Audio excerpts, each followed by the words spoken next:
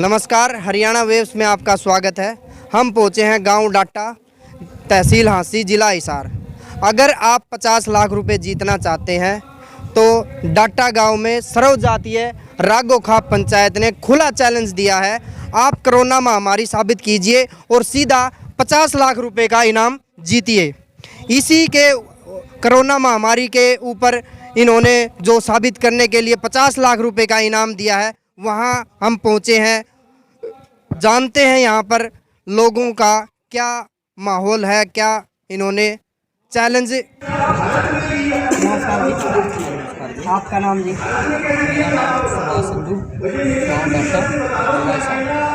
तो आज का जो ये समारोह चल रहा है, ये इसका क्या उद्देश्य है?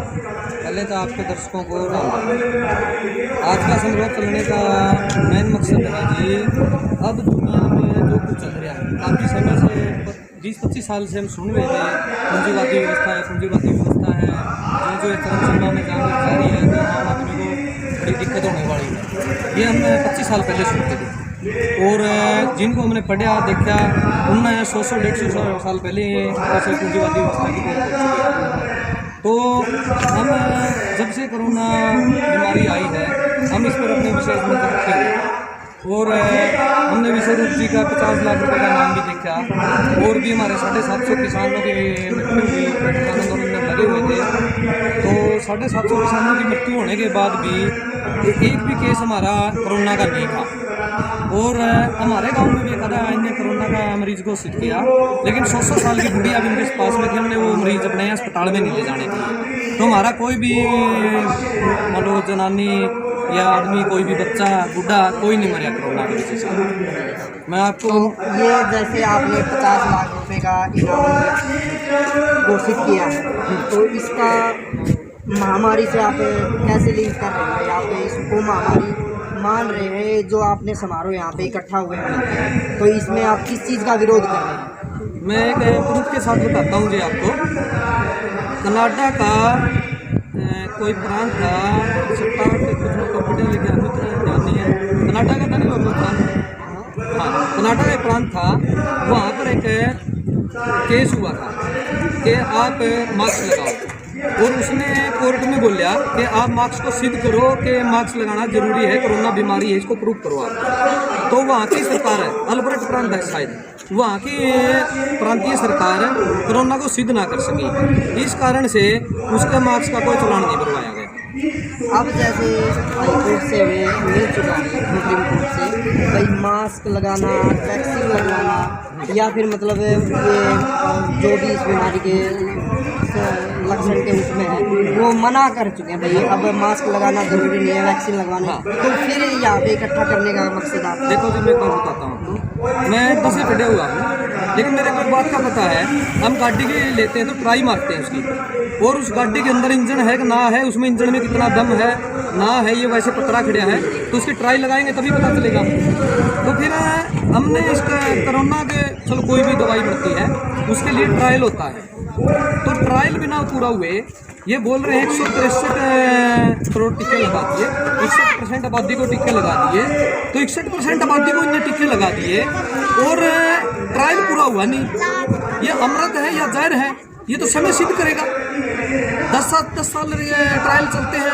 अदर पूनावाला का बयान पढ़ा था हमने कि हमारे पास वो फरवरी में बीमारी आती है और मार्च में बोलती है कि हमारे पास बड़ा स्टॉक है कि जितना दवाई चाहिए हमने देने के लिए तैयार है। फिर अदर पूनावाला बोलता है हमारी सरकार को कि आप ऐसा कानून बनाओ कि जिससे हमारे ऊपर कंपनियों को कोई आँच ना आए, किसी को कुछ नुकसान होता है तो कोरोना वैक्सीन की वजह से। ये तो मैं इतना मानता हूँ जी, इस देश की क्या लगभग सारी दुनिया के अंदर ही तर्क बुद्धि आदमियों की खत्म हो चुकी है। ट्रायल पूरा हुए बिना ये पढ़े लिखे लोग सबसे ज़्यादा बेवकूफ़ हैं और ये जो सरकारी कर्मचारी है अंदर ही अंदर तो बोल रहे हमारी मजबूरी है।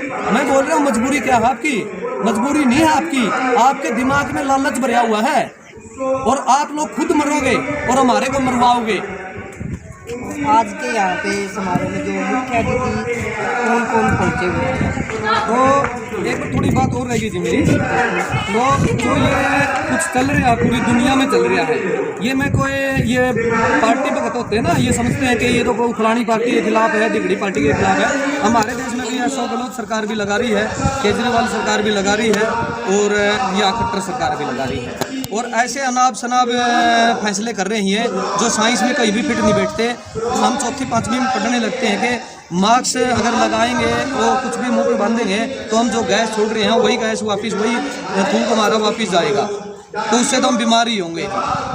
शुद्ध हवा में हमें सांस लेना चाहिए, हम जैसी हवा में सांस ले रहे हैं उसमें भी हमें सांस नहीं लेने दे रहे जी। और आज के हमारे वक्ता हैं विश्वरूप जी चौधरी हैं, MD डॉक्टर हैं, तरुण कोठारी हैं, वकील हैं साहिल गोयल हैं, पत्रकार हैं कपिल बजाज हैं। हमने हर क्षेत्र से लोगों को चुन चुन के बुलाया हुआ है। हम इस खतरे को समझे हुए हैं और ये बहुत बड़ा खतरा है। अगर लोग ना जागे तो 50,000 रोबोट एक साल के अंदर बनेंगे गुड़गांव के अंदर। क्या करेंगे ना रोबोटों का? अगर सड़क पर खड़े करेंगे ट्रैफिक पुलिस के लिए तो पुलिस की नौकरी जाएगी। अगर उनसे डॉक्टरों का काम लेंगे, इलाज करवाएंगे, तो डॉक्टरों की नौकरी जाएंगी। ये हमारे को बिना ट्रायल हुई दवाई बेवकूफ़ बना के लगा रहे हैं, तानाशाही आदेश पास कर रहे हैं। इनका वहाँ पर नजर नहीं है क्या? इनको पता नहीं है क्या लेके इनके दिमाग को? उन रोबोट का करेंगे क्या ये?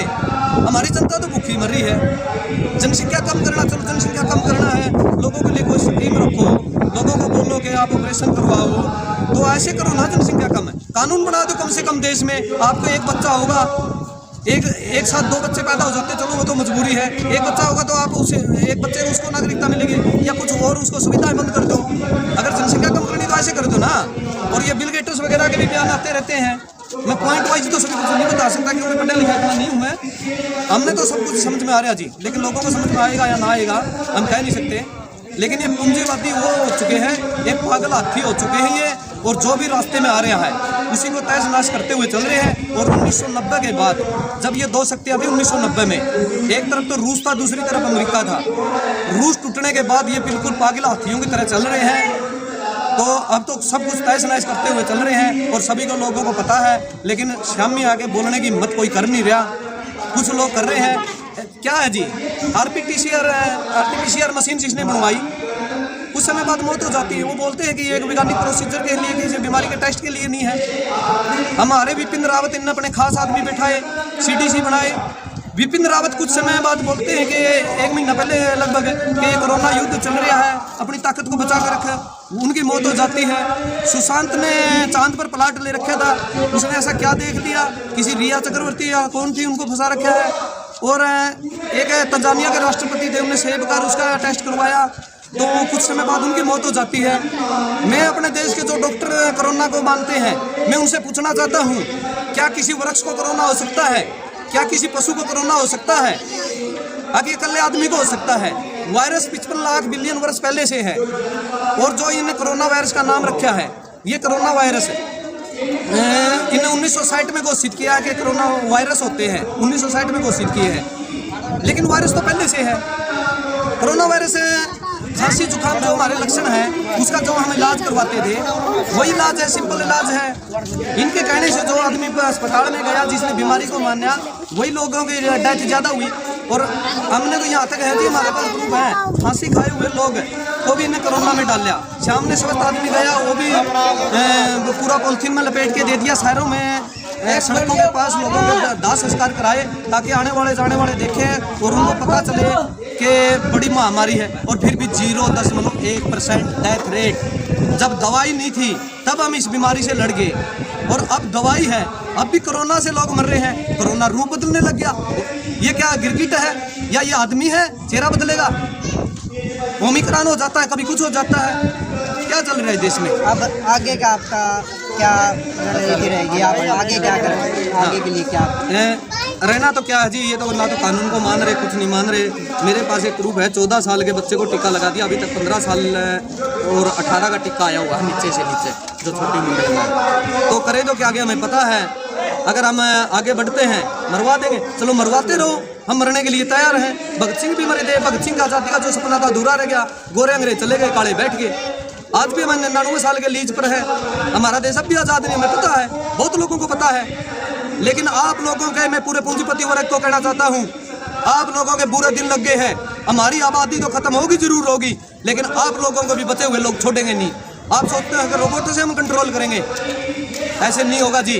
और फिर आप कर रहे ना यहाँ पर दुनिया में, चलो मार देना, हमारे को खत्म कर देना, पूरी दुनिया को बनाओ रोबोटों के साथ रहना। आप भी मशीन बनाओ, अपने कॉलोन बनाओ और कॉलोनों के अंदर खुश रहो, अपनी सोच को जिंदा रखो और मार दो उन सबको। करो राज जिस पे करना है, अपने एक छत्र राज स्थापित करो। देखिए पूरा मतलब रोष है सरकार के खिलाफ, साइंस के खिलाफ। मतलब आप अगर कोरोना महामारी साबित करते हो तो सीधा 50 लाख रुपए का आप इनाम पाइए। और ये सीधा चैलेंज दिया है सर्व जातीय खाप रागो खाप पंचायत ने गांव डाटा में।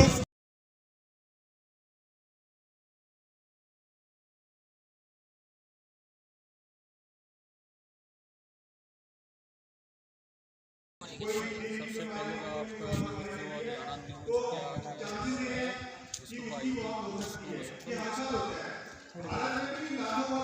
सब भाइयों को नमस्कार। अपना हमारा मैटर ये है, जो सरकार ने कोरोना वैक्सीन के तहत षड्यंत्र रच रखा है, और ये षड्यंत्र ऐसा रच रखा है कि पूरी जनता को इंजेक्शन लगा के कुछों को और कुछों को बंदी बनाना, गुलाम करना।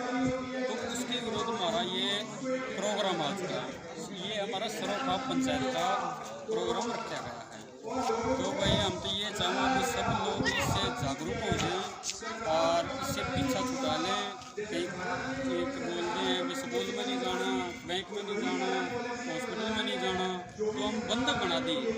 तो इसके पीछे एक और कारण, कुछ इसके नीचे जो बचेंगे, मरने के बाद जो बचेंगे उनको, जैसे आज से 5 साल पहले एक ट्रायल ली थी चिप की, आपने देखा भी होगा न्यूज़ पे, जो सुधीर चौधरी ने इसका DNA भी किया था, यहाँ लगेगी जो, तो वो लगाने के बाद एक बंधुआ मजदूर की तरह काम करेंगे। जैसे कंपनी में, एक कंपनी में हमारे 10 बंदे पर चिप लगाते, वो दूसरे बंदे उसके मजदूर हो जाएंगे, अगली तीसरी कंपनी में नहीं घुसेंगे। अगर घुसेंगे तो वही कंप्यूटर दोबारा ऐसा कोई सिस्टम बना दे, मार दिया। तो ये बंधुआ करने की वजह से ये हमारे को बंदे बनाना चाह रहे हैं। न तो ये दवाई है, न तो आप एक बात कहो, कोरोना की दवाई तो बना दी, कंपनी जिम्मेवार नहीं, डॉक्टर जिम्मेवार नहीं, और हमारी ये सरकार जिम्मेवार नहीं। तो हमारी जिम्मेवारी कौन लेगा? अगर मर गया तो कोई परिवार का मुखिया मर गया, उसके छोटे बच्चों कौन पढ़ेगा भाई? इसके विरुद्ध हमारा आज की मेन पंचायत है। तो यहाँ पर अब लगभग कितने गांव के आदमी इकट्ठा हुए? यहाँ करीब हमारे 40 गांव के तो हमारी एंट्री है, मेन गेट में एंट्री है। लेकिन कुछ लोग हैं हमें एंट्री नहीं कर पाए, तो वो हमारे मेन स्ट्रीट से पता चला। तो लगभग कितने आदमियों के आने की यहाँ पे उम्मीद है इकट्ठा होकर? कितने? देखो जी, ये 1000 से तो आपने जो हमारी एंट्री है उसमें 1000 तो हमारे पार हो ही, जो बाहर के बंदे हैं, जो अंदर के हैं, जो हमारे गांव के हैं, ये हमारे अलग हैं, जो उनकी एंट्री नहीं है। ये हमारा सिस्टम। तो मतलब ये सरकार के खिलाफ कोरोना महामारी में आप वैक्सीन को लेके प्रदर्शन कर रहे हैं या फिर कोरोना के खिलाफ ही इसका प्रदर्शन है?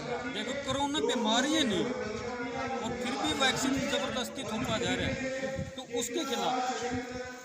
अब जैसे सरकार ने ऑर्डर दे रखा भी वैक्सीन लगवाना ज़रूरी नहीं है, मास्क पहनना ज़रूरी नहीं है, फिर भी यहाँ पे इकट्ठा हुए हैं लोग। देखो, ये है ना, इस जनता से, लोगों से डर के ये काम वापस लिए। पहले हम कॉलेज में गए, वहाँ लड़कियों को एडमिशन नहीं था, पहले एडमिशन तो था, उनको बोल दिया भाई बगैर कोरोना का इंजेक्शन लिए हमारे अंदर नहीं आना। गए हम कॉलेज में भी, फिर स्कूल में लड़कियों को भी, हमारे चाचा की लड़की को वापस भेजा है इन्होंने, अध्यापकों ने, उनके पास भी गए हैं। बैंक में भी नौ एंट्री दी, उनके पास भी गए, उन्होंने हमारा सारा देख के सिस्टम, इन्होंने डर के मारे ये कानून वापस लिए। धन्यवाद जी आपका भी। हम एक बार फिर दिखाएंगे आपको डाटा गांव में 50 लाख रुपए जीतने का आपके सामने सर्व जातीय खापरागों ने चैलेंज दिया है। आप आइए और इसको साबित, कोरोना को महामारी साबित कीजिए और 50 लाख रुपए का इनाम जीतिए। मैं हनीफ अपने कैमरामैन अजरुद्दीन के साथ आपसे अलविदा लेता हूं। नमस्कार।